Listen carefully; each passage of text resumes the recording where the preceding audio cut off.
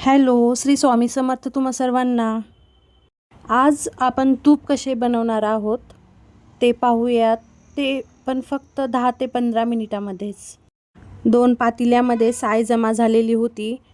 ती 10 ते 15 दिवसापासूनची साय फ्रीजमध्ये ठेवलेली होती. पण ते 2-3 तास अगोदर टेम्परेचर नॉर्मल होण्यासाठी ठेवून दिलं होतं. मग त्यानंतर एका मोठ्याशा पातेल्यामध्ये ते सर्व साय टाकली आणि हे असं थोडंसं फेटून घेतलं.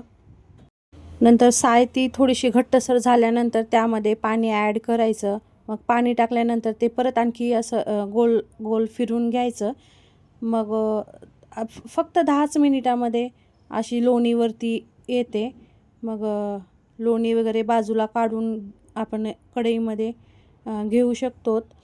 हे फेटण्यासाठी आपल्याकडे हे लाकडाचा चाटू आहे. हे नसेल तर मोठी पळी किंवा आपल्याकडे जे काही असेल ते आपण यूज करू शकतो.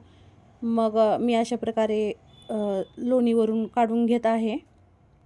खूप कमी वेळामध्ये आपण हे अशा प्रकारे तूप घरच्या घरी बनवू शकतो.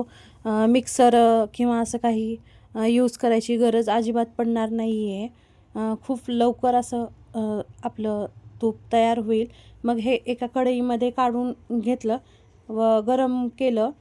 मग थोड्या वेळानंतर हे पाहू शकता साजूक तूप बनून तयार आहे. व्हिडिओ आवडल्यास चॅनलला लाईक, शेअर आणि सबस्क्राईब नक्की करा. धन्यवाद.